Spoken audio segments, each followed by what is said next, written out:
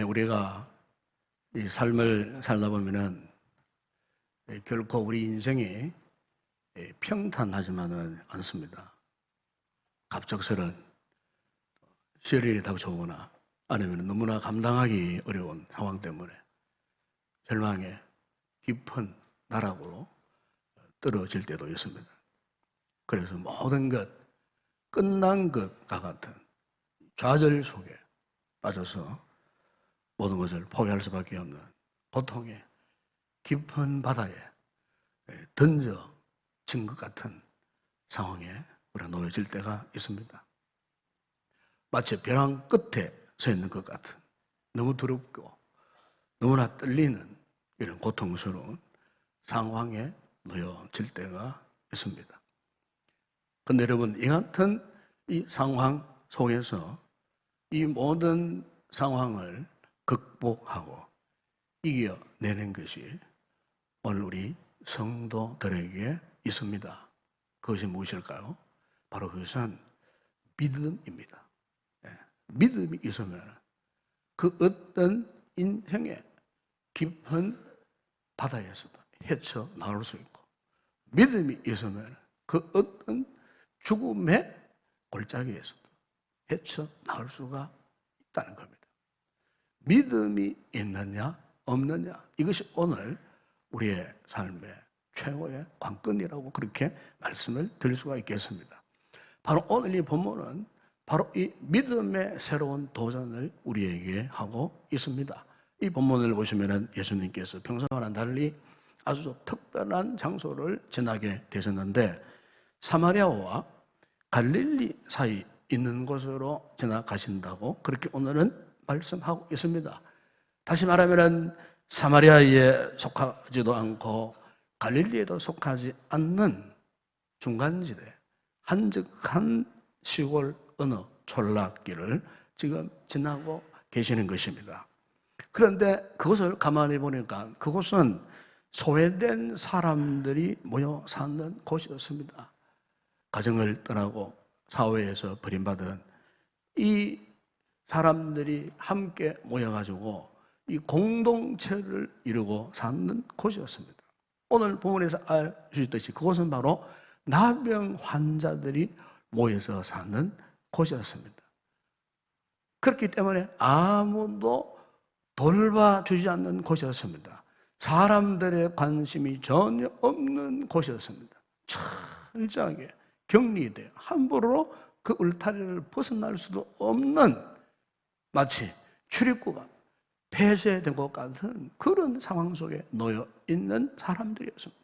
뿐만 아니고 지금 이곳에 살고 있는 이 사람들은 스스로가 나는 저주를 받은 인생이다라고 생각했던 사람들입니다. 왜냐하면 유대인들의 이 관점에서 보면은 이 나병 환자는 천병, 하나님이 저주해서 얻은 병이다 해서 이 유대인들은 나병을 그렇게도 무서워하고 나병에 걸린 이 사람들을 그렇게도 천시하는 이런 관습이 있었기 때문입니다. 뿐만 아니라 이들은 스스로가 나는 부정하다.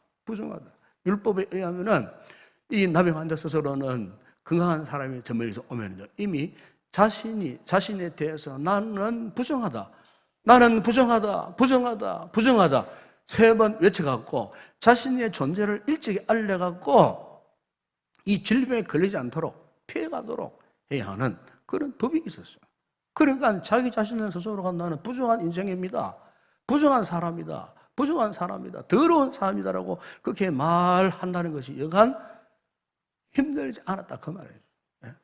얼마나 고통스러운 속에 이렇게 그들이 살아가야 했겠습니까? 이러하다 보니까 이렇게 외진 곳, 외딴 곳에서 가족들과 상면도 하지 못한 채 철저히 격리되어 살아야 했던 이 나병 환자들의 아픔, 이것은 단순히 지금 자신들이 나병에 걸린 육체의 질병의 아픔 이것뿐만이 아니고 어떻게 보면은 더 깊은 그들의 심청 깊은 곳에 있는 아픔이 있었는데 그게 뭐냐면 소외감입니다. 소외감. 사람이 참 견딜 수 없는 것이 뭐냐면은 내가 누구에게 소외감을 당한다든지 공동체에서 내가 왕따를 당한다든지 해서 마음에 이 소외감의 이 상처, 이것보다 사실 더 고통스럽고 괴로운 게 없어요. 근데 오늘 본문을 보시면은 이렇게 소외된 그들 중에서도 더욱 소외된 사람이 있었어요. 그가 누구냐면은 바로 같은 나병 환자지만은 사마리아 사람이었어요. 10명의 나병 환자 가운데에 9명은 유대인이었고 1명만 사마리아 사람이었어요. 그러니까 이 사마리아 사람은 9대 1에 이 소외감에서 같은 질병을 앓으면서도 이 사람은 더 깊은 소외의 상처를 받고 있었던 사람이었어요. 왜냐하면 전통적으로 유대인들은 이 사마리아 사람들을 질시했습니다. 상관하지 않았습니다. 상종도 하지 않았습니다. 사마리아 사람들을 개처럼 취급했습니다. 그래서 유대인들은 저 북쪽 갈릴리 지방을 때는 중간에 있는 사마리아 땅을 밟지 않기 위해서, 더러운 땅이라서 요단을 건너서 동편으로 우회해가지고 시간도 더 걸리고 거리도 몇 배나 더 멀지만은 더러운 사마리아 사람들이 살고 있는 그 땅을 밟지 않기 위해서 그렇게 우회할 정도로 철저하게 유대인들은 사마리아 사람들을 멸시하고 천대하는 이런 관습이 있었어요. 그런데 오늘 본문에 보시면 예수님께서 예루살렘으로 가시는 중에 바로 이 사마리아와 갈릴리의 중간 지대로 가시게 되었다는 겁니다. 그런데 그 노중에서 갑자기 이 10명의 나병 환자들이 때를 지어 나타난 겁니다. 그런데 지금 이 나병 환자를 보면은 놀라운 것은요, 이들에게는요, 예수님께 대한 믿음을 가지고 있었다는 겁니다. 그들의 믿음이 뭡니까? 자신들이 아무리 더럽고 추하고 저주스러운 나병 환자라 할지라도 예수님만 만나기만 하면은 나의 이 병이 치료될 수 있다는 믿음. 그래서 오늘 보면 여러분 12절, 13절에 보십시오. 그들이 어떠했습니까? 예수를 만나 멀리 서서 소리를 높여서 예수 선생님이여 뭐라고 부르셨습니까? 우리를 불쌍히 여겨주소서. 우리를 불쌍히 여겨주소서. 지금 자신들은 나병 환자들이기 때문에 자신들이 스스로 예수님께 가까이 나가지 못하기 때문에 멀리서 가고 그들이 예수님께 자신의 그 안타까움을 전달할 수 있는 유일한 방법은 다른 것이 없었어요. 그냥 소리를 높여서 부르짖었다 그 말이죠. 부르짖었어. 그러니까 10명이 함께 부르짖었다 그 말입니다. 그 얼마나 소리가 컸겠습니까? 예수님 귀에 들리기에 충분한 소리가 아니었겠어요. 그것도 무엇이라고 부르짖었다고 말씀합니까? 우리를 불쌍히 여기소서. 그러니까 사실 오늘 10명의 이 부르짖는 이 불쌍히 여겨달라는 이 소리는요, 이들의 신앙의 고백이라고도 말할 수 있어요. 왜요? 저 예수님은 능력이 많으신 분이시기 때문에, 당신은 능력이 많으신 분이기 때문에 당신이 우리를 불쌍히 여기시기만 하면은 우리의 이 몹쓸 나병이 나을 것입니다. 그들의 부르짖음 속에는 이 같은 믿음의 외침이 있었다는 거예요. 한마디로 이들의 신앙 고백이라고 말할 수도 있어요. 예수님의 능력을 믿는 겁니다. 예수님이 우리를 불쌍히 여기시기만 하면은 깨끗이 나을 수 있다는 겁니다. 그래서 이들에게는요, 예수님이 능력이 많으신 분이기 때문에 고치지 못할 것이라는 생각을 전혀 하지 않았어요. 그러나 오직 중요한 것은 뭡니까? 예수님이 자신을 어떻게 보실 것인가? 이게 큰 문제였어요. 이를테면 너희들 나병이 걸렸지. 가만히 보니까 너희들 옛날에 죄를 많이 지었구나. 하나님이 저주를 받아갖고 나병이 걸렸구나. 그래, 잘 됐다. 좀 더 고생해라. 만약에 예수님이 이런 생각을 하시면 어떻게 될까? 너무 두려운 거예요. 그런데 예수님이 우리의 과거 흠을 묻지 않으시고 너희들 정말 불쌍하구나.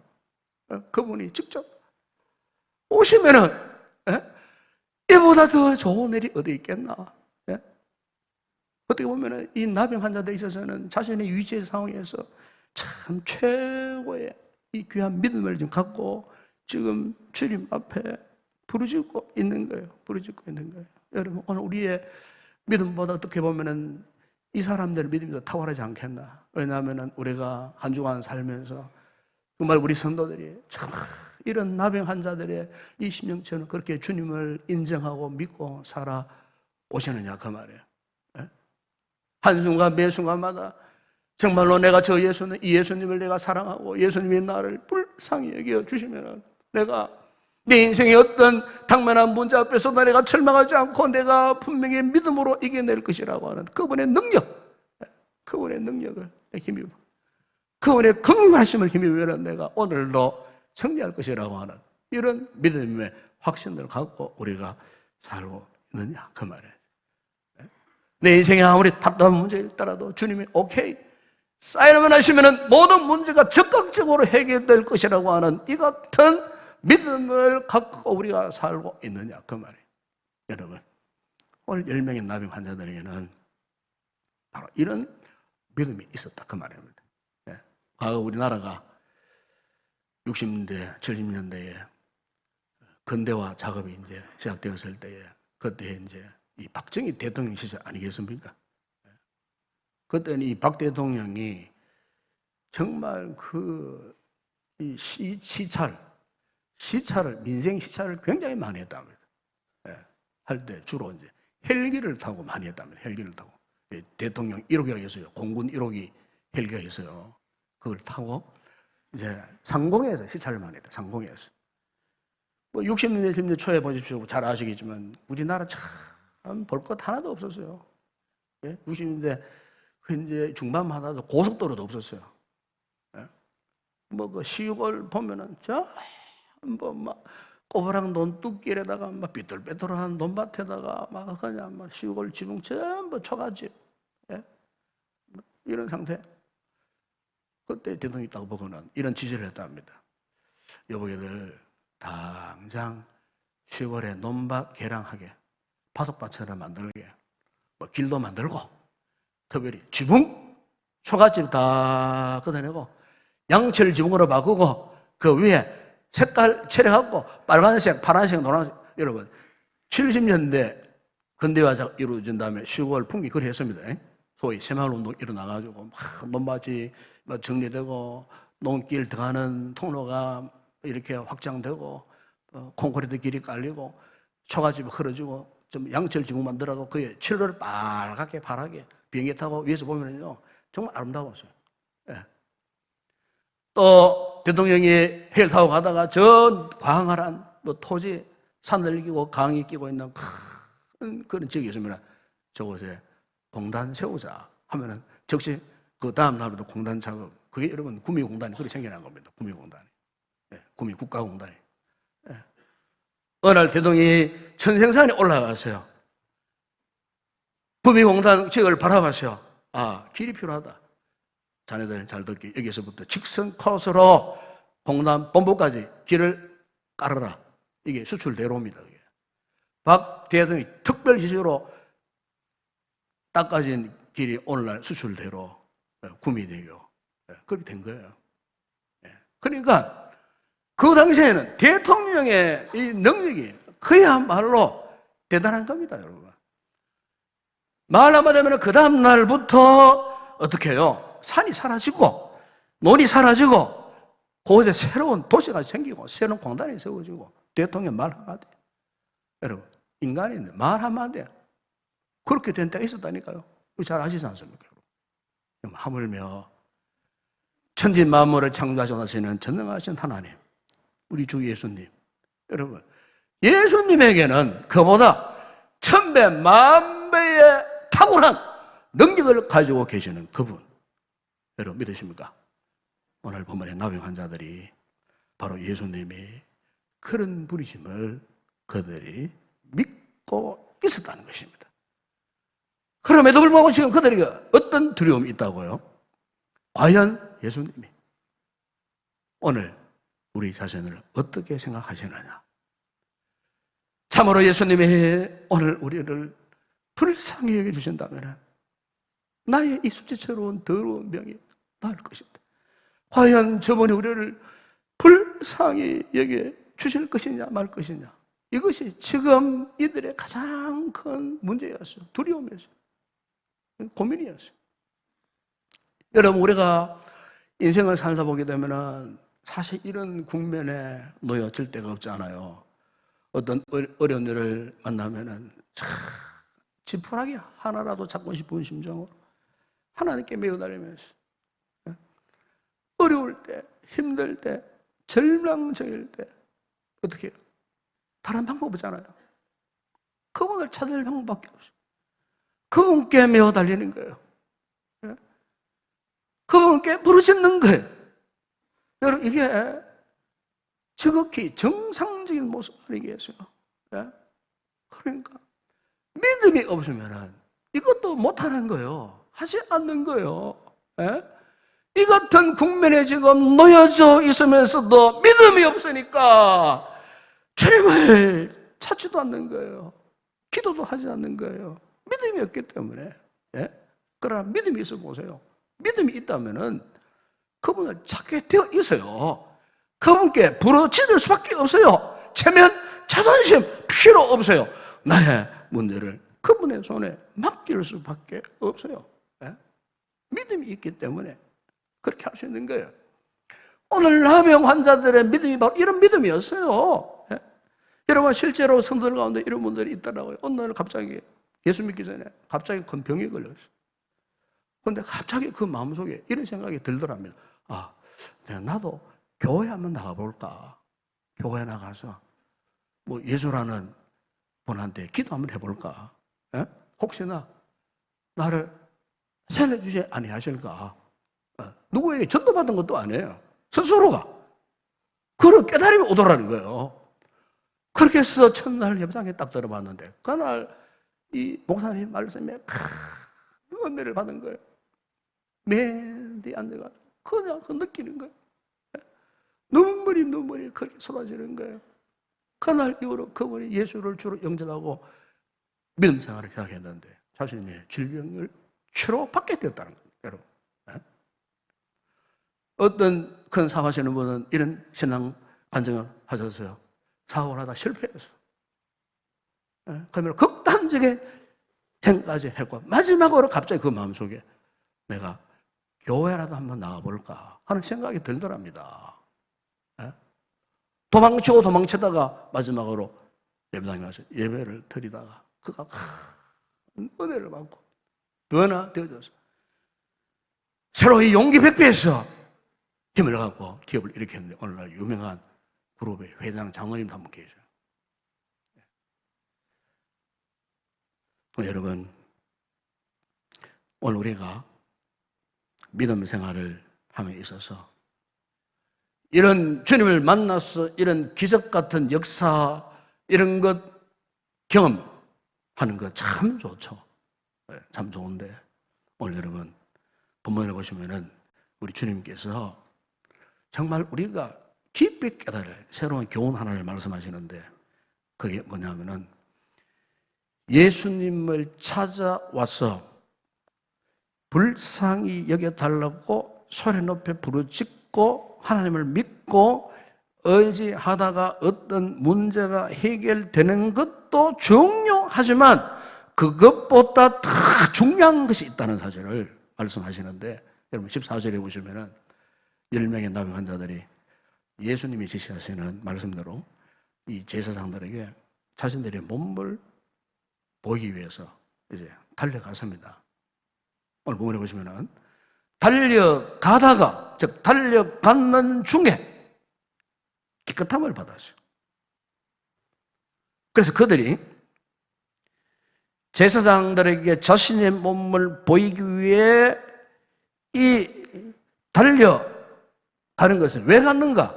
왜 제사장에게 자신의 몸을 보여주게 달려간다. 그 당시에는 유대인들은요, 나병에 걸렸다가 나병이 이제는 완전히 회복되었다는 이 사실을 이 제사장에게 공식적으로 인정받기 위한 과정이었어요. 그러니까 이 10명의 나병 환자들이 믿음이 참 대단했죠. 예? 달려가다가 고침받았어요. 그런데 오늘 본문에 보시면은 달려가다가 고침받던 그 사건 이후 그들에게 어떤 현상이 있었는가? 두 가지 현상이 일어났던 거죠. 오늘 예수님께서 이 사건에서 아주 중요한 이런 포커스를 맞춘 부분, 이 부분이에요. 여러분 17절 18절 보세요. 17절에 보면은 주님께서 말씀했습니다. 10사람이 다 깨끗함을 받지 아니하였느냐? 그 9은 어디 있느냐? 이 이방인 외에 있는 하나님께 영광을 돌리러 돌아온 자가 없느냐? 물었습니다. 그러니까 10명의 나병 환자들이 예수님의 말씀을 믿고 함께 치료를 받았지만 9명은 예수님께로 돌아오지 않고 그냥 곧장 제사장에게 확인을 받고 어디로 갔을까요? 그들이 그때로 가고 싶어야 돼. 건강한 사람들이 모여있는 유대 사회로 그냥 가버렸다 그 말이에요. 예. 보고 싶었던 자신의 부모를 만나기 위해서, 친구를 만나기 위해서 자신들의 집으로 그냥 가버린 거예요. 그런데요, 그렇게 치료받은 사람 가운데 한 사람, 사마리아 사람만이 제사장에로 가지 않고 다시 예수님께로 돌아왔다는 겁니다. 그가 돌아와서 어떻게 했습니까? 16절에 보면은 예수의 발 아래 엎드려 감사하니 그랬습니다. 저는 오늘 이 본문을 묵상하면서 이런 생각을 해보았습니다. 예수님이 왜 이 10명의 나병 환자들이 제사장에 그들의 몸을 보이려고 달려가다가 깨끗함을 받게 하셨을까? 받게 하셨을까? 바로 그것은 주님께서는요, 그들이 다시 주님께로 돌아오기를 기다리고 계셨다는 겁니다. 왜 그랬을까요? 주님 입장에서는요, 그냥 그들을 그 질병에서 치료받는 것만 목적이 아니었다 그 말입니다. 주님의 마음은 그들이 진정한 믿음으로, 참된 믿음으로 그들의 영혼이 변화되어졌어. 은혜를 아는 믿음, 진정으로 자신들이 받던 은혜에 대해서 반응할 줄 아는 그런 믿음의 삶으로 변화되기를 원하셨다는 거예요. 다시 말하면 주님은 그들이 제사장에게로 달려가는 과정을 통해서 그들의 믿음을 테스트하시고 그 다음 단계는 그들의 믿음을 확정해 주시기 위해서, 사실 몸이 치료받는 것보다 더 중요한 문제, 이 부분 아니겠습니까, 여러분? 우리 성도들이 아무리 기쁨, 상처, 아픔 속에 있다 할지라도 어떻게 보면 질병 그게 문제가 아니에요. 질병보다 더 중요한 것은 그 질병 가운데서도 질병을 다스려 가시는 예수 그리스도를, 주님을 진정으로 믿을 수 있느냐? 그분을 진정으로 능력의 주님으로 인정할 수 있느냐? 신뢰할 수 있느냐? 이거거든요. 그래서 오늘 보면 여러분, 6절에 보시면 이 한 명의 사마리아 이 나병 환자가 돌아와가지고 예수의 발 아래 엎드려 감사했다. 여러분, 여기서 우리는 믿음의 이 바로미터, 척도란 말이잖아요. 믿음의 척도가 무엇인가? 그것은 믿음 가운데 감사가 있느냐 하는 것입니다. 현실적으로 보면은 이 10명의 나병 환자에 있어서는 이전 사회에 속히 복귀하는 게 우선이었을 것이에요. 세상으로 빨리 돌아가는 것이 더 중요했을 거예요. 그들을 기다리고 있는 가족들에게 자신이 이렇게 온전하게 되었음을 인정받는 것, 이것이 가장 급했을 거예요. 그러나 여러분, 주님이 바라는 것은 그보다 더 중요한 것은 다시 주님께 돌아가는 겁니다. 돌아와서 하나님께 받은 은혜에 감사하는 거예요. 여러분, 그래서 이 감사라는 것은 믿음의 표현임과 동시에 믿음의 척도입니다. 믿음의 분량, 믿음의 크기를 알려면은 그 사람이 지금 얼마나 감사하고 있는지를 보면 잘 알 수 있어요. 여러분, 우리 성도들의 감사는 어떤 상황, 그 문제가 안 돼요. 나의 어떤 감정의 기복, 그것도 문제가 안 돼요. 어떤 나의 인간적인 만족도 거기에 따라서 감사가 있고 없고, 그것도 문제가 안 돼요, 사실은. 중요한 것은 감사는 지금 내 안에 믿음이 있느냐 없느냐 하는 거예요. 진정한 믿음을 내가 갖고 있느냐 없느냐. 우리 믿음의 바로미터, 척도가 그래서 감사가 되는 거예요. 우리가 아무리 오랜 믿음 생활을 했고 우리가 아무리 교회에서 중요한 위치에서 섬겨 있다 할지라도 만약 그 입술에서 맨날 원망, 불평만 나온다면은 사실 그 믿음은 온전한 믿음이 아니에요. 그런 분들은 자신의 믿음을 한번 점검해 볼 필요가 있어요. 감사는 나오지 않고 툭 하면 원망, 불평이 나온다면 분명히 그 사람에게는 그 믿음의 현재에 적신호가 켜진 거예요. 빨간불이 켜져 있는 상태예요. 물론 우리가 다른 사람의 신앙의 깊이를 함부로 판단할 수 없겠지만은 그러나 그 사람의 삶이 현재 얼마나 감사의 삶을 살고 있냐 그걸 보면은요 현재 그 사람의 믿음의 수준을 알 수가 있다 그 말이죠. 유명한 윌리엄 로우가 쓰는 책 가운데 엄숙한 부르심이라는 책이 있어요. 그 책에 보면은 이런 고백을 했어요. 그분이 세계 최대의 성자는 기도를 많이 했다든가 금식을 많이 했다든가 혹은 자선을 많이 베풀었다든가 하는 사람이 아니라 범사에 하나님께 감사한 사람이다라고 그러니까 그렇게 이야기했어요. 그러니까 진정 믿음이 있는 자만이 감사할 수 있다는 거예요. 여러분 오늘 주님께서도 다시 돌아와서 주님의 발 아래에 엎드려 감사하는 이 사마리아 이 나병 환자에 이렇게 선하셨지 않습니까? 19절에 보세요. 일어나 가라. 내 믿음이 너를 구원하였느니라. 그랬습니다. 내 믿음이 너를 구원하였느니라. 다시 돌아와 주님 앞에 감사하는 이 나병 환자의 이 믿음이 너를 구원하였느니라. 일찍 돌아간 9명의 이 나병 환자들은 육신의 몸은 치료받았겠지만은 영혼은 구원받지 못했다는 겁니다. 그 말씀이지 않겠어요? 그러나 다시 돌아와서 은혜를 알고 은혜 앞에 감사하는 이 사마리아 사람의 이 믿음은 육체도 치료받고 영혼도 구원받는 여러분 감사의 위력 능력이 바로 이것입니다.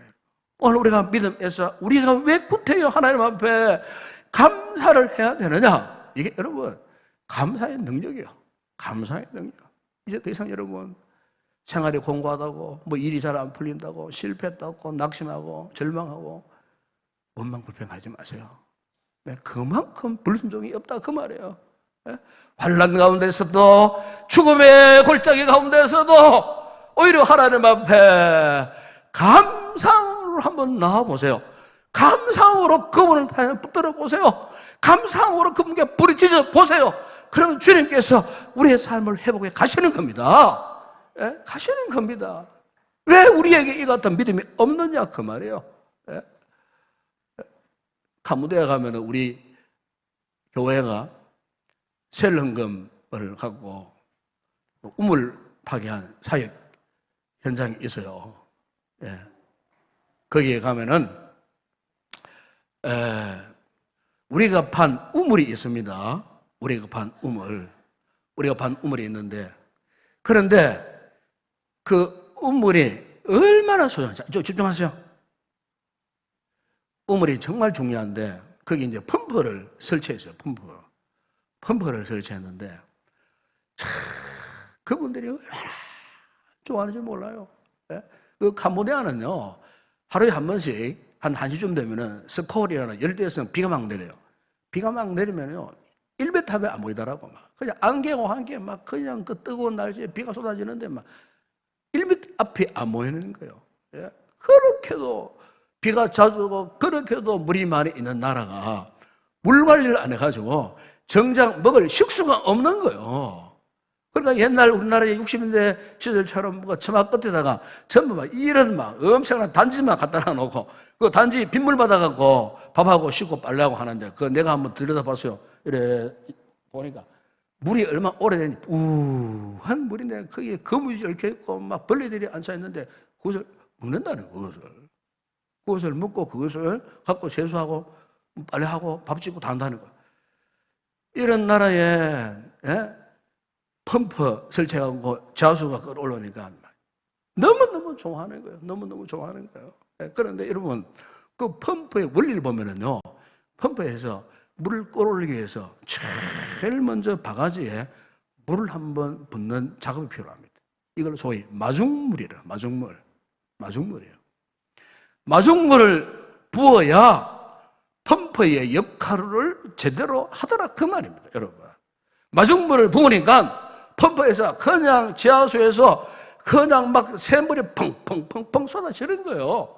마중물이 없고서는 절대로 그 물을 끌어올릴 수 없더라 그 말이에요. 사는 여러분, 오늘 주님께로부터 받은 기적과 같은 은혜와 축복을 우리가 잘 관리하고 유지 보존하기 위해서는요, 영적인 믿음의 마중물이라고 할 수 있는 감사가 필요합니다, 여러분. 감사가 그렇게 중요한 겁니다, 여러분. 감사는 우리의 인생의 모든 문제의 해결의 마중물이에요. 감사 없이 섣불리 무엇을 해결하려고 하지 마세요. 주님이 기뻐하시는 믿음이 아니에요. 예? 지금 당장 눈앞이 캄캄하고 닫혀 있다 해도 감사하는 그 순간부터 문이 열려지게 되는 겁니다. 맞아요. 펌프에 마중물 같은 역할을 하는 게 이 감사라고 말이에요. 예. 우리의 믿음 생활에 있어서 절대적인 가치가 있다면 그건 감사예요, 감사. 감사가 없는 믿음은 가짜입니다, 가짜. 예? 감사가 있어야 돼요. 감사가 동반된 믿음이 진짜 믿음이라고 말이에요. 인색해서 감사하지 못하는 믿음 가짜요. 진정한 믿음 아니에요. 건강한 믿음 아니에요. 예? 주님께서 나를 위하여서 이처럼 사랑하셨. 나를 이처럼 불쌍히 여겨주셨. 우리를 이처럼 불쌍히 여겨주셨. 나병 환자보다 다 저독하게 썩고 병든 이 인생을 사랑해 주셨는데, 예? 이 인생을 이처럼 불쌍히 여겨주셨는데, 여러분 어찌하여 우리의 삶에는 감사를 잊어버리지 오래되는지, 예? 감사 없는 믿음 생활을 하고 있는지, 감사 없는 신앙생활. 여러분 이것이 오늘 우리의 불행이에요, 불행. 그냥 우리 예수 믿고 복받고 구원의 즐거움 속에 살아온 우리에게 이 감사, 예? 눈을 떠도 감사, 눈을 감아도 감사, 잠을 자도 감사, 깨어나도 감사, 길을 가면서도 감사, 감사, 감사, 감사, 감사. 여러분 오늘 우리 성도들도 이런 감사의 믿음의 사람들을 주의 이름으로 축원합니다. 예. 그래서 다윗은 시편 103편 2절에서 고백합니다. 내 영혼아 여호와를 송축하며 그의 모든 은택을 잊지 말지어다. 다윗은 자신을 향하여 자신의 영혼을 하여 너는 제발 하나님의 은택을 잊지 말지어다. 은혜를 잊지 말지어다. 내 영혼아 여호와를 송축하라는 말은 감사하라고 말해요. 감사. 내 영혼아 하나님 앞에 감사해라, 감사해라. 여러분 시편 100편 4절에 보면은 감사함으로 그의 문에 들어가며 찬송함으로 그의 궁중에 들어가서 그에게 감사하며 그의 이름을 송축할지어다. 아멘. 역시 감사할지어다 그 뜻이에요. 하나님 앞에 그의 문으로 들어가 하나님 앞에 감사할지어다. 사랑하는 여러분, 그렇습니다. 감사는 우리 믿음의 바로미터, 척도입니다. 주님은 오늘 우리에게도 사마리아 나병 환자에게서도 돌아와서 감사하는 믿음을 기뻐하고 계시는 줄로 믿습니다. 전방위 6개월 돌아오면 참 주님 앞에 너무너무 감사할 일이 많습니다. 저도 개인적으로 죽음의 골짜기에서 주님 불쌍히 여겨달라고 눈물 흘리고 통곡하고 기도했다. 우리 하나님께서 그 죽음의 골짜기에서 벗어나게 하셨어요. 그토록 위급한 상황 가운데서 하나님께서 우리 성도들을 보호하사 사망의 골짜기에서 건져내셨던 사건도 있지 않습니까? 참 돌아보면 만만 감사하다. 이 감사가 있는 성도는 절대 하나님 앞에 교만하지 않습니다. 다 겸손해질 수밖에 없습니다. 아, 나의 모든 인생의 순간이 당신의 손에 있습니다. 능력자이신 주님의 손에 있습니다. 우리가 오직 바랄 것은 오늘도 주님 나를 불쌍히 여겨 주시옵소서. 불쌍히 여겨 주시옵소서. 이 주님의 놀라운 은혜, 이 같은 감사하는 믿음으로 성령의 삶을 살아가는 우리 모든 성도의 시기를 주의 이름으로 축원합니다.